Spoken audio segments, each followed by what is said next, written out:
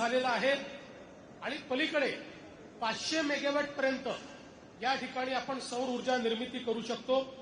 जवळपास 22 ठिकाणी सुविधा केंद्र तयार करण्याचा निर्णय आपण घेतलेला आहे आणि याच्यामध्ये आपल्याला माहिती आहे जी टोलची प्रणाली आहे ती पण या ठिकाणी इलेक्ट्रॉनिक पद्धतीची आहे।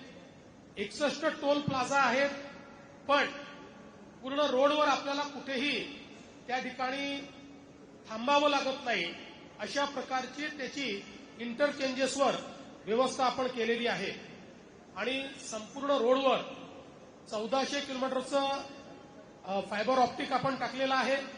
त्यामुळे हा स्मार्ट रोड म्हणून या ठिकाणी विकसित करण्यात येतो आहे।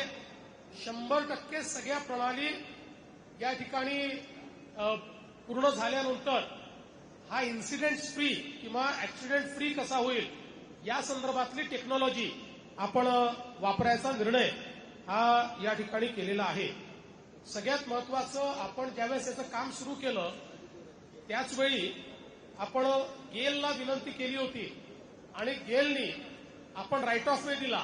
एक संपूर्ण गॅस पाईपलाईन या ठिकाणी टाकलेली आहे। त्यामुळे ही अगदी कोकणापासनं तर नागपूरपर्यंत आणि पुढे गडचिरोलीपर्यंत ही सगळी गॅस पाईपलाईन जाणार आहे आणि जेवढे जिल्हे या रस्त्यालगत येतात तिथल्या उद्योगांना गॅस देण्याचं काम या पाईपलाईनच्या माध्यमातून आपल्याला करता येणार आहे।